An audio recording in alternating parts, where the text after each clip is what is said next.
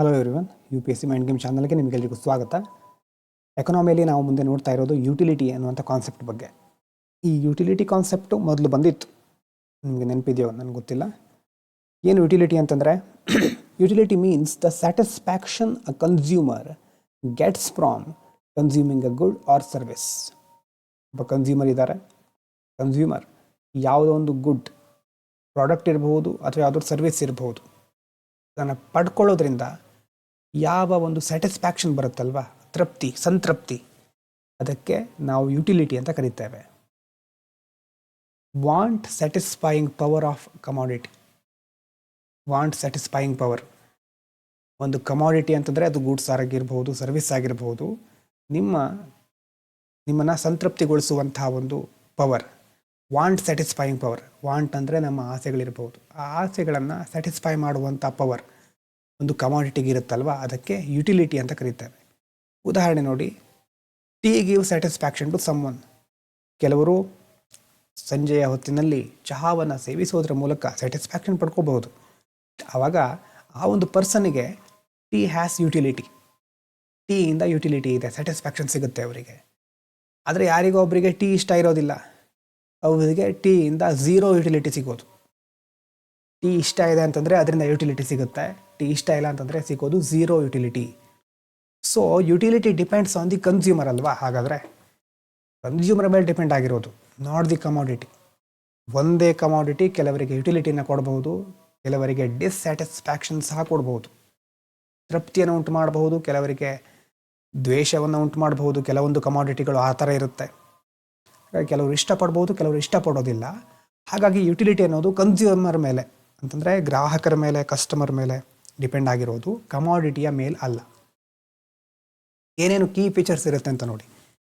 ಯಾವ್ಯಾವ ಫ್ಯಾಕ್ಟರ್ಗಳು ಅಫೆಕ್ಟ್ ಆಗುತ್ತೆ. ಮೊದಲನೇದು ಸೈಕಾಲಜಿಕಲ್, ಅಂತಂದರೆ based on the mind of the consumer. ಕೆಲವರಿಗೆ ಸ್ವೀಟ್ ಅಂದರೆ ಇಷ್ಟ, ಆ ಸ್ವೀಟಿಗೆ ಹೈ ಯುಟಿಲಿಟಿ ಇದೆ ಆವಾಗ. ಅಂದರೆ ಕೆಲವರಿಗೆ ಡಯಾಬಿಟಿಸ್ ಆಗಿರುತ್ತೆ, ಡಯಾಬಿಟಿಕ್ಸ್ ಆಗಿರೋರಿಗೆ ಸ್ವೀಟಿಂದ ಯುಟಿಲಿಟಿ ಇದೆಯಾ? ಇಲ್ಲ, ಝೀರೋ ಯುಟಿಲಿಟಿ. ಹಾಗಾಗಿ ಅವರ ಒಂದು ಇಷ್ಟ ಮತ್ತು ಕಷ್ಟ ಅದರ ಆಧಾರದ ಮೇಲೆ ಯುಟಿಲಿಟಿ ಡಿಪೆಂಡ್ ಆಗಿರುತ್ತೆ. ಅವರ ಮೈಂಡಲ್ಲಿ ಯಾವ ಒಂದು ರಿಸ್ಟ್ರಿಕ್ಷನ್ಸ್ ಅವ್ರು ಹಾಕ್ಕೊಂಡಿದ್ದಾರೆ ಅನ್ನೋದು ಸಹ ಇಂಪಾರ್ಟೆಂಟ್ ಆಗಿರುತ್ತೆ. ಇನ್ನು ಇದು ಸಬ್ಜೆಕ್ಟಿವ್ ಅಂತ ಕರಿತೇವೆ.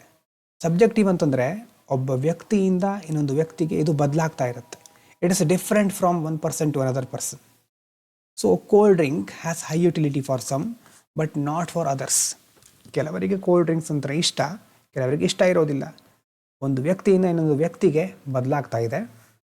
ಇದನ್ನು ರಿಲೇಟಿವ್ ಅಂತ ಸಹ ಕರಿತೇವೆ. ಯಾಕಂದರೆ ಟೈಮ್ ಮತ್ತು ಪ್ಲೇಸ್, ನಿನ್ನೆ ಇದ್ದ ಹಾಗೆ ಇವತ್ತು ಯುಟಿಲಿಟಿ ಇರೋದಿಲ್ಲ. ನಮ್ಮ ದೇಶದಲ್ಲಿ ಇರುವಂಥ ಯುಟಿಲಿಟಿ ಬೇರೆ ದೇಶದಲ್ಲಿ ಇರೋದಿಲ್ಲ.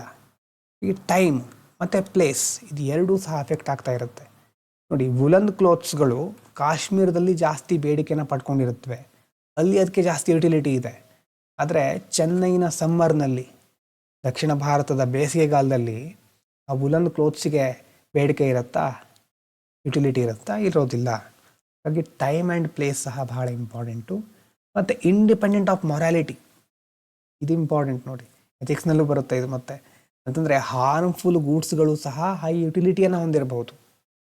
ಯುಟಿಲಿಟಿ ಅಂತಂದರೆ ಏನು? ಒಬ್ಬ ವ್ಯಕ್ತಿಗೆ ಸಿಗುವಂಥ ಸ್ಯಾಟಿಸ್ಫ್ಯಾಕ್ಷನ್ನು. ಕೆಲವರಿಗೆ ಸಿಗರೇಟ್ ಸೇದೋದ್ರಿಂದ, ಡ್ರಿಂಕ್ಸ್ ಮಾಡೋದ್ರಿಂದ ಸ್ಯಾಟಿಸ್ಫ್ಯಾಕ್ಷನ್ ಸಿಗಬಹುದು, ಅದು ಅವರ ಒಂದು ಜೀವನ ವಿಧಾನ. ಹಾಗಾಗಿ ನಾವು ಸಿಗರೇಟಿಂದ ನಮಗೆ ಯುಟಿಲಿಟಿ ಇಲ್ಲ, ಆದರೆ ಅವರಿಗೆ ಯುಟಿಲಿಟಿ ಇರಬಹುದು. Cigarettes have utility for smokers ಅಲ್ವಾ? ಇವನ್ ದೋ ಇಟ್ ಈಸ್ ಅನ್ಹೆಲ್ದಿ, ಅದರಿಂದ ಆರೋಗ್ಯ ಹಾಳಾಗುತ್ತೆ, ಆದರೂ ಸಹ ಅದನ್ನು ಅವರು ಯುಟಿಲಿಟಿಗೋಸ್ಕರ ಯೂಸ್ ಮಾಡ್ತಾರೆ. So that is why we are calling it as independent of morality. ಇದು ಮೊರಾಲಿಟಿಗೆ ಸಂಬಂಧಪಟ್ಟಿರೋದಲ್ಲ, ಸ್ಯಾಟಿಸ್ಫ್ಯಾಕ್ಷನಿಗೆ ಸಂಬಂಧಪಟ್ಟಿರೋದು. So utility depends on expected satisfaction, not on moral value or actual usefulness. Actual ಆಗಿ ಅದರಿಂದ ಸಮಾಜಕ್ಕೆ ಎಷ್ಟು ದೊಡ್ಡ ಮಟ್ಟದಲ್ಲಿ ಯೂಸ್ ಆಗ್ತಾ ಇದೆ. ಅದಕ್ಕೆ ಹೇಳೋದು merit goods and demerit goods ಅಂತ ಅಲ್ವಾ? ಸಮಾಜಕ್ಕೆ ಒಳ್ಳೆಯದಾಗುತ್ತೆ ಅಂತಂದರೆ ಮೆರಿಟ್, ಇಲ್ಲದೆ ಇದ್ದರೆ ಡಿಮೆರಿಟ್ ಗುಡ್ಸ್.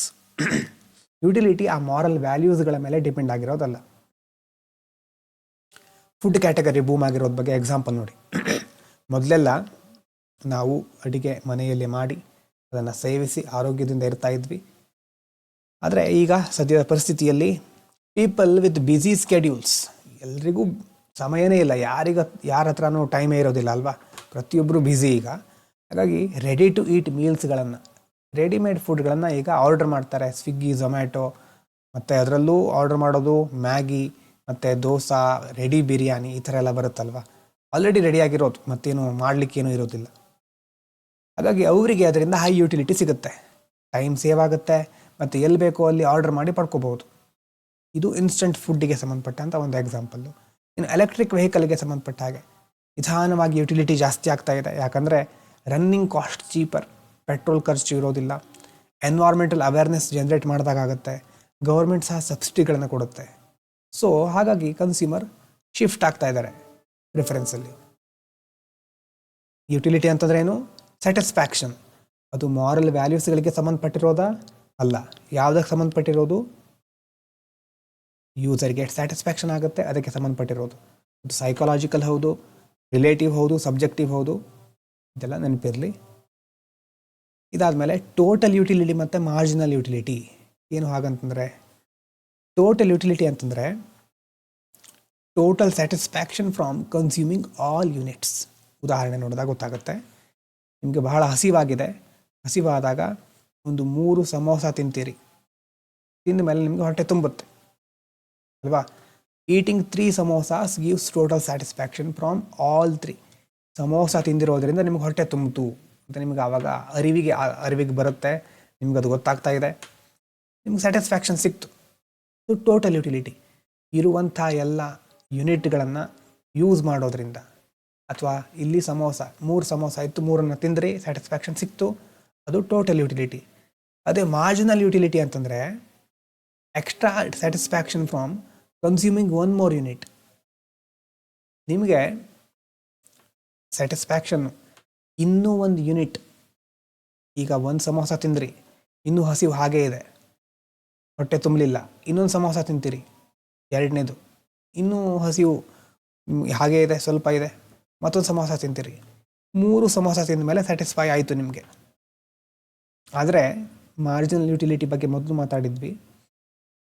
ತುಂಬ ಬಾಯಾರಿಕೆ ಆದಾಗ ಮೊದಲನೇ ಗ್ಲಾಸ್ ಆಫ್ ವಾಟರ್ ತುಂಬ ರುಚಿಯಾಗಿರುತ್ತೆ. ರುಚಿ ಅಂತಂದರೆ ನೀರಿನ ಒಂದು ರುಚಿ. ನೀರಿಗೆ ಯಾವುದೇ ರುಚಿ, ಬಣ್ಣ, ಆಕಾರ ಇಲ್ಲದೆ ಇದ್ದರೂ ನಮ್ಗೆ ಖುಷಿ ಆಗುತ್ತೆ, ಆಹಾ ಎಂಥ ನೀರು ಕುಡಿದ್ವಿ ಈಗ ಅಂತ. ಹಾಗಾಗಿ ಮೊದಲನೇ ಗ್ಲಾಸ್ ಆಫ್ ವಾಟರಿಗೆ ಬಹಳ ಬೇಡಿಕೆ. ನಿಧಾನವಾಗಿ ನಮ್ಮ ಸ್ಯಾಟಿಸ್ಫ್ಯಾಕ್ಷನ್ ಕಡಿಮೆ ಆಗ್ತಾ ಹೋದಾಗೆ ಮಾರ್ಜಿನಲ್ ಯುಟಿಲಿಟಿ ಸಹ ನಾವು ಅಲ್ಲಿ ವೇರಿ ಆಗೋದನ್ನು ನೋಡ್ಬೋದು. ಅದು ಕೇಳೋದು, ಮೊದಲನೇ ಸಮೋಸಕ್ಕೆ ಜಾಸ್ತಿ ವ್ಯಾಲ್ಯೂ ಕೊಡ್ಬೋದು ಅಂತಂದರೆ ಇಲ್ಲಿ ಪಾಯಿಂಟ್ ಮೂಲಕ ಹೇಳ್ತಾ ಇದ್ದೇವೆ. ಒಂದು 20 ಪಾಯಿಂಟ್ಸ್ ಕೊಡ್ತಿದ್ದೀರಿ, ಮೊದಲನೇ ಸಮೋಸದಿಂದಾಗ 20 ಪಾಯಿಂಟ್ ಸಿಕ್ತು. 2ನೇದಕ್ಕೆ ಎಷ್ಟು ಸಿಗ್ತಾ ಇಲ್ಲ, 15 ಪಾಯಿಂಟ್ ಮಾತ್ರ ಕೊಟ್ಟಿದ್ದೀವಿ. 3ನೇದಕ್ಕೆ ಇನ್ನೂ ಸ್ವಲ್ಪ ಕಡಿಮೆ ಆಯಿತು. ಸೊ ಮಾರ್ಜಿನಲ್ ಯುಟಿಲಿಟಿ ನಿಧಾನವಾಗಿ ಕಡಿಮೆ ಆಗ್ತಾ ಬರ್ತಾ ಇದೆ. ಟೋಟಲ್ ಯುಟಿಲಿಟಿ ಸೇಮ್ ಅಲ್ವಾ. Total utility increases as long as marginal utility is positive. ಅದರ ಅರ್ಥ ಏನು? ಮಾರ್ಜಿನಲ್ ಯುಟಿಲಿಟಿ ಅಂತಂದರೆ ಪಾಸಿಟಿವೇ ಇದೆ, ಇದು ನನಗಿನ್ನು ಬೇಡವೇ ಬೇಡ ಅನ್ನುವಂಥ ಲೆವೆಲಿಗೆ ನಾವು ತಲುಪಿಲ್ಲ, ಓಕೆ ಒಳ್ಳೇದಿದೆ, ನಾವು ಹೊಟ್ಟೆ ತುಂಬ್ತಾ ಇದೆ ಅಂತ ಅಂದ್ಕೊಂಡು ಮುಂದೂಡ್ಕೊಂಡು ಹೋಗ್ತಾ ಇದ್ದೇವೆ. ಎಲ್ಲಿ ತನಕ ಈ ವ್ಯಾಲ್ಯೂಗಳು ಪಾಸಿಟಿವ್ ಆಗಿರುತ್ತೋ ಟೋಟಲ್ ಯುಟಿಲಿಟಿ ಇನ್ಕ್ರೀಸ್ ಆಗುತ್ತೆ. ತುಂಬ ಡೀಟೇಲ್ ಆಗೇನು ಈ ನಂಬರ್ಗಳ ಬಗ್ಗೆ ತಲೆ ಕೆಡಿಸ್ಕೋಬೇಡಿ, ಎಕ್ಸಾಮ್ನಲ್ಲಿ ಈ ತನಕ ಈ ಥರ ನಂಬರ್ಗಳೇನು ಕೇಳಿಲ್ಲ, ಬೇಸಿಕ್ ಕಾನ್ಸೆಪ್ಟ್ ಅಷ್ಟೇ ಇದು. ಹಾಗೆ ಒಂದು ಸಾರಿ ಹೇಳ್ತಾ ಇದ್ದೇನೆ. ಏನು ಡಿಫರೆನ್ಸ್, ಏನು ರಿಲೇಷನ್ಶಿಪ್, ಏನು ಒಂದೊಂದು ಸಾರಿ ಕೇಳ್ತಾರೆ. ಅಂದರೆ ಇಲ್ಲಿ ಎಕ್ಸಾಮ್ ಅಂತಂದರೆ ಇಲ್ಲಿ ನೀವು UPSC ನಡೆಸಿರುವಂಥ ಈ ಥರ ಎಕ್ಸಾಮ್ಗಳು, ಬೇರೆ EPF, CDS ಅದೆಲ್ಲ ಇರುತ್ತಲ್ವ, ಅಂಥ ಎಕ್ಸಾಮ್ಗಳಲ್ಲಿ ಕೇಳ್ತಾರೆ ಕೆಲವೊಂದು ಸಾರಿ. MU ಪಾಸಿಟಿವ್ ಆದರೆ TU ಇನ್ಕ್ರೀಸ್ ಆಗುತ್ತೆ. ಮಾರ್ಜಿನಲ್ ಯುಟಿಲಿಟಿ ಪಾಸಿಟಿವ್ ಆಗ್ತಾ ಇದ್ದರೆ ಟೋಟಲ್ ಯುಟಿಲಿಟಿ ಇನ್ಕ್ರೀಸ್ ಆಗ್ತಾ ಇರುತ್ತೆ, ಆವಾಗ ನಿಮಗೆ ಖುಷಿ ಜಾಸ್ತಿ ಆಗುತ್ತೆ. MU 0, ಮಾರ್ಜಿನಲ್ ಯುಟಿಲಿಟಿ 0 ಆಗಿಬಿಟ್ರೆ TU ಮ್ಯಾಕ್ಸಿಮಮ್ ಲಿಮಿಟಿಗೆ ಮುಟ್ಟಿದೆ ಅಂತಂದರೆ 1 ಸಮೋಸ ಆಯಿತು, 2 ಸಮೋಸ ಆಯಿತು, 3ನೇ ಸಮೋಸ ಆಯಿತು, ಮತ್ತೆ ನೀವು ಬೇಡ ಅಂತ ಅಂದ್ಕೊಂಡ್ಬಿಟ್ರಿ, ಮಾರ್ಜಿನಲ್ ಯುಟಿಲಿಟಿ ನೆಕ್ಸ್ಟ್ 0ಗೆ ಬಂದುಬಿಡುತ್ತೆ. Total utility maximum, perfection satisfaction ಅಲ್ವಾ. ಸ್ಯಾಟಿಸ್ಫ್ಯಾಕ್ಷನ್ ಆಯಿತು, ನಿಮಗೆ ಹೊಟ್ಟೆ ತುಂಬಿತು ಅಂತ, ಪರ್ಫೆಕ್ಟ್ ಸ್ಯಾಟಿಸ್ಫ್ಯಾಕ್ಷನ್ ಪಾಯಿಂಟ್ ಅದು. ಅದೇ ಒಂದು ವೇಳೆ MU ನೆಗೆಟಿವ್ ಅಂತಂದರೆ ಹೊಟ್ಟೆ ತುಂಬಿದೆ ಆದರೂ ಒಂದು ತಿನ್ಲಿಕ್ಕೆ ಹೊರಡ್ತೀರಿ, ಆವಾಗ ಅದ್ರ ರುಚಿನೇ ಬೇಡ ಅಂತ ಅನಿಸ್ಬಿಡುತ್ತೆ. ಆವಾಗ ಟೋಟಲ್ ಯುಟಿಲಿಟಿ ಡಿಕ್ರೀಸ್ ಆಗುತ್ತೆ. ಜಾಸ್ತಿ ತಿಂದಿರೋದು ಆಮೇಲೆ ರಿಗ್ರೆಟ್ ಮಾಡ್ತೀರಿ, ಡಿಸ್ಸ್ಯಾಟಿಸ್ಫ್ಯಾಕ್ಷನ್ ಆಗುತ್ತೆ. ರಿಗ್ರೆಟ್ ಡಿಸ್ಸ್ಯಾಟಿಸ್ಫ್ಯಾಕ್ಷನ್ ಆದರೆ ಅದು negative, MU negative, total utility decrease ಆಗುತ್ತೆ ಅಲ್ವಾ. ನೋಡಿ ಉದಾಹರಣೆಗೆ, ಮೊದಲೇ ಒಂದು ಸ್ಪೂನು ಯಾವುದೋ ಒಂದು ಫುಡ್ಡನ್ನು ತಿಂದ್ರಿ, ತುಂಬ ಟೇಸ್ಟಿಯಾಗಿತ್ತು, ಮಾರ್ಜಿನಲ್ ಯುಟಿಲಿಟಿ ಪಾಸಿಟಿವ್ ಇದೆ. 3ನೇ ಸ್ಪೂನ್ ತಿನ್ನೋ ತನಕ ಸ್ವಲ್ಪ ಟೇಸ್ಟಿ ಹಾಗೇ ಇದೆ. 2ನೇ ಸ್ಪೂನು ಮತ್ತು 6ನೇ ಸ್ಪೂನಿಗೆ ತನಕ ಹೋಗೋ ತನಕ ಸ್ಟಮಕ್ ಫುಲ್ ಆಗಿಬಿಡ್ತು. 7 ಸ್ಪೂನ್ ತಿಂದುಬಿಟ್ರಿ ಅಂತಂದರೂ ಆವಾಗ ಓವರ್ ಈಟಿಂಗ್ ಆಗಿಬಿಡುತ್ತೆ ಅಲ್ವಾ. ಜಾಸ್ತಿ ತಿಂದುಬಿಟ್ಟಿದ್ದೀರಿ, ಈಗ ಬೇಡ ಅಂತ ಅನಿಸ್ಬಿಟ್ಟಿದೆ, ಸಾಕೇ ಸಾಕು ಇವತ್ತು, ಮತ್ತು ಯಾವಾಗಲೂ ಇದು ಬೇಡವೇ ಬೇಡ, ಒಂಥರ ಸ್ಟಾರ್ಟಿಂಗಲ್ಲಿ ಇದ್ದಂಥ ಒಂದು ಕುತೂಹಲ ಉತ್ಸಾಹ ಆಮೇಲೆ ಇರೋದಿಲ್ಲ. ಆವಾಗ ಅದು ರಿಗ್ರೆಟ್ ನೀವು ಅನುಭವಿಸೋದು, ಪಶ್ಚಾತ್ತಾಪ ಪಡ್ತೀರಿ, ಅದಕ್ಕೆ ನೆಗೆಟಿವ್ ವ್ಯಾಲ್ಯೂ ಅಂತ ಕರಿತೇವೆ. ಹಾಗಾಗಿ ಇದು ಯಾಕೆ ಇಂಪಾರ್ಟೆಂಟ್ ಅಂತಂದರೆ, consumer continues consuming a product until MU become 0. ಒಬ್ಬ ವ್ಯಕ್ತಿ ಒಂದು ವಸ್ತುವನ್ನು ಎಲ್ಲಿ ತನಕ ಕನ್ಸ್ಯೂಮ್ ಮಾಡ್ತಾನೇ ಇರ್ತಾನೆ ಅಂತಂದರೆ ಅದರ ಮಾರ್ಜಿನಲ್ ಯುಟಿಲಿಟಿ 0 ಆಗೋ ತನಕ, ಅಂತಂದರೆ ಅವನ ಸ್ಯಾಟಿಸ್ಫ್ಯಾಕ್ಷನ್, ಅವನ ಹೊಟ್ಟೆ ತುಂಬೋ ತನಕ ಅಂತ ಹೇಳ್ಬೋದು, ಅಥವಾ ಮನಸ್ಸು ಸ್ಯಾಟಿಸ್ಫೈ ಆಗೋ ತನಕ, ಮ್ಯಾಕ್ಸಿಮಮ್ ಟೋಟಲ್ ಸ್ಯಾಟಿಸ್ಫ್ಯಾಕ್ಷನ್ ಅಲ್ಲಿ ತನಕ ಕನ್ಸ್ಯೂಮ್ ಮಾಡ್ತಾನೆ. ಅದು ಆದಮೇಲೆ ಎಕ್ಸ್ಟ್ರಾ ಕನ್ಸಂಪ್ಷನ್ ಮಾಡಲಿಕ್ಕೆ ಹೊರಟ್ರೆ ಅದರಿಂದ ಸ್ಯಾಟಿಸ್ಫ್ಯಾಕ್ಷನ್ ಸಿಕ್ಕೋದಿಲ್ಲ. ಆವಾಗ ಮನಿ ವೇಸ್ಟ್ ಆಯ್ತು ಅಂತ ಅನಿಸುತ್ತೆ, ರಿಗ್ರೆಟ್ ಆಗುತ್ತೆ, ಪಶ್ಚಾತ್ತಾಪ ಪಡಬೇಕಾಗತ್ತೆ. ಹಾಗಾಗಿ ಏನು ಯುಟಿಲಿಟಿ ಅಂತಂದರೆ ಸ್ಯಾಟಿಸ್ಫ್ಯಾಕ್ಷನ್ನು. ಯೂಸ್ಫುಲ್ನೆಸ್ಸಾ ಅಲ್ಲ. ಯುಟಿಲಿಟಿ ಅಂದರೆ ಯೂಸ್ಫುಲ್ನೆಸ್ಸಾ ಅಲ್ಲ. Utility means satisfaction, not usefulness. Harmful ಗೂಡ್ಸಿಗೂ ಸಹ ಯುಟಿಲಿಟಿ ಇರುತ್ತೆ. ಯುಟಿಲಿಟಿನ ಮೆಜರ್ ಮಾಡಬಹುದಾ? ಟ್ರೆಡಿಷ್ನಲ್ ಥಿಯರಿ ಪ್ರಕಾರ ಮಾಡಬಹುದು. ಮಾಡರ್ನ್ ಥಿಯರಿ ಏನು ಹೇಳುತ್ತೆ, only ranking of preference is possible. ನಿಮ್ಮ ಪ್ರಿಫರೆನ್ಸ್ಗಳು ಯಾವುದು ಅಂತ ರ್ಯಾಂಕಿಂಗ್ ನಾವು ಕೊಡಬಹುದು ಅಷ್ಟೇ. ಇನ್ನು why MU decreases when consumption increases. Consumption increase ಆಗ್ತಾ ಇದ್ದ ಹಾಗೆ MU ಯಾಕೆ ಡಿಕ್ರೀಸ್ ಆಗುತ್ತೆ? Because intensity of desire reduces. ನಿಮ್ಮ ಒಂದು ವಸ್ತುವನ್ನು ಪರ್ಚೇಸ್ ಮಾಡಿ ಅದಾದಮೇಲೆ ನಿಮ್ಮ ಒಂದು ಡಿಸೈರ್ ಕಡಿಮೆ ಆಗುತ್ತಲ್ವ. ಹಾಗಾಗಿ ಅದಕ್ಕೆ ಹೇಳೋದು law of diminishing marginal utility. ಇದರ ಬಗ್ಗೆ ಫಸ್ಟಲ್ಲೇ ನಾನು ಹೇಳಿದ್ದೆ ಒಂದು ಸಾರಿ, law of diminishing marginal utility ಅಂತ. ಹಾಗಾಗಿ ಅದನ್ನು ಮಕ್ಕಳು ಹೇಳಿದ್ದೆ, ಈಗಲೇ ಮತ್ತೊಂದು ಸಾರಿ ಹೇಳ್ತಾ ಇದ್ದಾನೆ. ಜಾಸ್ತಿ ಯೂನಿಟನ್ನು ಕನ್ಸ್ಯೂಮ್ ಮಾಡ್ತಾ ಇದ್ದ ಹಾಗೆ ನಿಮ್ಮ ಸ್ಯಾಟಿಸ್ಫ್ಯಾಕ್ಷನ್ ಲೆವೆಲ್ ಕಡಿಮೆ ಆಗ್ತಾ ಹೋಗುತ್ತೆ. ಅದಕ್ಕೆ ಡಿಮಿನಿಷಿಂಗ್ ಮಾರ್ಜಿನಲ್ ಯುಟಿಲಿಟಿ ಅಂತ ಹೇಳ್ತೇವೆ. TU ಡಿಕ್ರೀಸ್ ಆಗಲಿಕ್ಕೆ ಸಾಧ್ಯ ಇದೆಯಾ? ಟೋಟಲ್ ಯುಟಿಲಿಟಿ ಸಾಧ್ಯ ಇದೆ. When MU becomes negative. Marginal utility negative ಆಗಿಬಿಟ್ರೆ, ಅಂದರೆ ಜಾಸ್ತಿ ಓವರ್ ಈಟಿಂಗ್ ಮಾಡಿಬಿಟ್ರೆ, ಓವರ್ ಸ್ಪೆಂಡಿಂಗ್ ಮಾಡಿಬಿಟ್ರೆ ಆವಾಗ TU ಡಿಕ್ರೀಸ್ ಆಗುತ್ತೆ. ಕೆಲವೊಂದು ಕಡೆ ಯಾಕೆ ಬ್ರ್ಯಾಂಡ್ಸ್ಗಳು ಬೈ 1 get 1 ಫ್ರೀ ಅಂತ ಆಗಿರ್ತವೆ ಹೇಳಿ? Because utility decreases after repeated use. Repeat use ಮಾಡೋದ್ರಿಂದ ಯುಟಿಲಿಟಿ ಡಿಕ್ರೀಸ್ ಆಗುತ್ತೆ. ಅದ್ರ ಬದಲು ಡಿಸ್ಕೌಂಟ್ ಕೊಟ್ಬಿಡೋದು. ಡಿಸ್ಕೌಂಟ್ ಕೊಟ್ಟಾಗ ಸ್ವಲ್ಪ ಕನ್ಸಂಪ್ಷನ್ ಜಾಸ್ತಿ ಮಾಡ್ತಾರೆ. Discounts are used to encourage more consumption despite falling MU. MUಗೆ ಹೇಗೆ ಫಾಲ್ ಆಗಲ್ಲ, ಮಾರ್ಜಿನಲ್ ಯುಟಿಲಿಟಿ ಯಾಕೆ ಇಲ್ಲಿ ಬರೋದಿಲ್ಲ ಅಂತಂದರೆ, ಅವರು ಎಕ್ಸ್ಟ್ರಾ ಪ್ರೈಸ್ ಪೇ ಮಾಡ್ತಾ ಇಲ್ಲ, ಫ್ರೀಯಾಗಿ ಬರ್ತಾ ಇದೆ ಅನ್ನುವಂಥ ಒಂದು ಫೀಲಿಂಗಲ್ಲಿ ಬೈ 1 get 1ಗೆ ಮರಳಾಗ್ತಾರೆ. ಹಾಗೆ ಅಂಥ ಡಿಸ್ಕೌಂಟ್ಗಳನ್ನು ಯೂಸ್ ಮಾಡ್ತಾರೆ. ಡಿಸ್ಕೌಂಟ್ ಕೊಡೋದ್ರಿಂದ ಕನ್ಸಂಪ್ಷನ್ ಜಾಸ್ತಿ ಆಗುತ್ತೆ ಅಲ್ವಾ. ಕನ್ಸಂಪ್ಷನ್ ಜಾಸ್ತಿ ಆದರೆ ಅದಕ್ಕೆ ಅವರು ಒಗ್ಗಬಹುದು, ಮುಂದೊಂದು ದಿನ ಅದಕ್ಕೆ ಹೆಚ್ಚು ಬೇಡಿಕೆ ಬರಬಹುದು. ಹಾಗೆ ಮೊದಲು ಆ ಕಸ್ಟಮರ್ಗಳನ್ನು ಟ್ರ್ಯಾಪ್ ಮಾಡಿ ಇಟ್ಕೋಬೇಕು, ಅವರನ್ನು ಹಿಡಿದಿಟ್ಕೊಳ್ಬೇಕು ಅಂತ ಇಂಥ ಆಫರ್ಗಳನ್ನು ನಾವು ನೋಡ್ಬೋದು. ಮತ್ತು if MU of 2 goods is different, is consumer in equilibrium. 2 ಗೂಡ್ಸ್ಗಳಿದೆ, ಅದರ MU ಮಾರ್ಜಿನಲ್ ಯುಟಿಲಿಟಿ ಡಿಫರೆಂಟ್ ಆಗಿದೆ. ಕನ್ಸ್ಯೂಮರ್ ಆವಾಗ ಈಕ್ವಿಲಿಬ್ರಿಯಮ್ಲಿ ಇರ್ತಾನ? No. Consumer is in equilibrium only when money spent on each goods gives equal MU. Equilibrium ಅಂತಂದ್ರೆ ಏನು? ಕೊಟ್ಟಿರುವಂಥ ಹಣಕ್ಕೆ ನಮಗೆ ಸ್ಯಾಟಿಸ್ಫ್ಯಾಕ್ಷನ್ ಸಿಗಬೇಕು, ನಾವು ಅಂದ್ಕೊಂಡಿರುವಂತಹ ವ್ಯಾಲ್ಯೂ, ವರ್ತ್ ಫಾರ್ ಮನಿ ಅಂತ ಅನಿಸ್ಬೇಕು ಅಲ್ವಾ. 2 ಗೂಡ್ಸ್ಗಳ ಮೇಲೆ ಸರಿಯಾದ ರೀತಿಯಲ್ಲಿ ನಮಗೆ ಒಂದು ಸ್ಯಾಟಿಸ್ಫ್ಯಾಕ್ಷನ್ ಸಿಗ್ತಾ ಇದೆ ಅಂತಂದರೆ ಆವಾಗ ನಾವು ಈಕ್ವಿಲಿಬ್ರಿಯಮಲ್ಲಿ ಇದ್ದೀವಿ ಅಂತ. ಆದರೆ MU ಡಿಫರೆಂಟ್ ಇದೆ ಒಂದಕ್ಕಿಂತ ಇನ್ನೊಂದಕ್ಕೆ, ಅದರ ಅರ್ಥ ಏನು? ಈಕ್ವಿಲಿಬ್ರಿಯಮ್ ಇಲ್ಲ. So money spent on each goods gives equal MU. ಪ್ರತಿ ಗೂಡ್ಸ್ಗಳ ಮೇಲೆ ನಾವು ಖರ್ಚು ಮಾಡಿರುವಂತಹ ಹಣದಿಂದ ನಮಗೆ ಸೊ ಒಂದೇ ರೀತಿಯ ಮಾರ್ಜಿನಲ್ ಯುಟಿಲಿಟಿ ಸಿಗ್ತಾ ಇದೆ ಅಂತಂದರೆ ಆವಾಗ ಈಕ್ವಲಿಬ್ರಿಯಮ್ ಅಂತ ಹೇಳ್ಬೋದು. ಈಕ್ವಲಿಬ್ರಿಯಮ್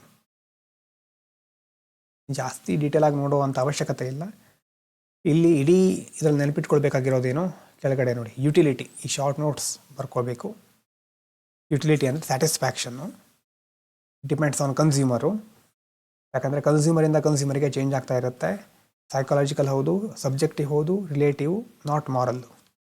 ಮತ್ತು ಟಿ ಯು ಅಂತಂದರೆ ಟೋಟಲ್ ಸ್ಯಾಟಿಸ್ಫ್ಯಾಕ್ಷನ್ನು, ಎಮ್ ಯು ಅಂತಂದರೆ extra satisfaction. M U greater than 0 ಇದ್ದಾಗ ಟಿ ಯು ರೈಸ್ ಆಗುತ್ತೆ, ಈಕ್ವಲ್ ಟು 0 ಇದ್ದಾಗ ಟಿ ಯು ಮ್ಯಾಕ್ಸಿಮಮ್ ಇರುತ್ತೆ, ಎಮ್ ಯು ಲೆಸ್ ದೆನ್ ಇದ್ದಾಗ ಟಿ ಯು ಕಡಿಮೆ ಆಗ್ತಾ ಹೋಗುತ್ತೆ. ಯಾವಾಗ ಎಮ್ ಯು 0 ಆಗುತ್ತೋ ಅದು ಮ್ಯಾಕ್ಸಿಮಮ್ ಸ್ಯಾಟಿಸ್ಫ್ಯಾಕ್ಷನ್ ಪಾಯಿಂಟ್ ಅಂತ, ಅಲ್ಲಿ ಕನ್ಸ್ಯೂಮರ್ ಸ್ಟಾಪ್ ಮಾಡ್ತಾನೆ, ಮತ್ತೆ ಕನ್ಸಂಪ್ಷನ್ ಮಾಡೋದಿಲ್ಲ. ಯುಟಿಲಿಟಿ ಅಂತಂದರೆ ಯೂಸ್ಫುಲ್ನೆಸ್ಸಾ? ಅಲ್ಲ, ಯುಟಿಲಿಟಿ ಅಂದರೆ ಸ್ಯಾಟಿಸ್ಫ್ಯಾಕ್ಷನ್. ಟಿ ಯು ಫಾಲ್ ಆಗಬಹುದಾ? ಹೌದು, ಎಮ್ ಯು ನೆಗೆಟಿವ್ ಆದಾಗ ಟಿ ಯು ಫಾಲ್ ಆಗುತ್ತೆ. ವೆನ್ ನಾಟ್ ಇನ್ ಈಕ್ವಿಲಿಬ್ರಿಯಮು, ಪ್ರತಿಯೊಂದು ಹೂಡೋದಕ್ಕೆ ನೀವು ಖರ್ಚು ಮಾಡಿದಂಥ ಹಣಕ್ಕೆ ಆವಾಗ ಬಂದಿರುವಂಥ ಎಮ್ ಯು ಡಿಫ್ರೆಂಟ್ ಇದ್ದರೆ ಈಕ್ವಿಲಿಬ್ರಿಯಮ್ ಇದೆ ಅಂತ ಹೇಳಲಿಕ್ಕೆ ಆಗೋದಿಲ್ಲ. It is not in equilibrium. ಇಷ್ಟು ಪಾಯಿಂಟನ್ನು ಅರ್ಥ ಮಾಡಿಕೊಂಡ್ರೆ ಸಾಕು. ಈ ಕಡೆ ನಂಬರ್ಗಳು ಅಥವಾ ಜಾಸ್ತಿ ಡೀಟೇಲ್ ಆಗಿ ನೋಡ್ಕೊಳ್ಳೋ ಅವಶ್ಯಕತೆ ಇಲ್ಲ. ಬೇಸಿಕ್ ಕಾನ್ಸೆಪ್ಟ್ ಅಷ್ಟೇ ಇದು. ಹಾಗಾಗಿ ಇಷ್ಟನ್ನು ಬರೆದಿಟ್ಕೊಳ್ಬಹುದು. ಇದನ್ನು ಟೆಲಿಗ್ರಾಮಲ್ಲಿ ಹಾಕಿರ್ತಾನೆ. ನೆಕ್ಸ್ಟ್ ವೀಡಿಯೋದಲ್ಲಿ ಕಂಟಿನ್ಯೂ ಮಾಡೋಣ. Thank you so much. Video ಇಷ್ಟ ಆದರೆ ಲೈಕ್ ಮಾಡಿ.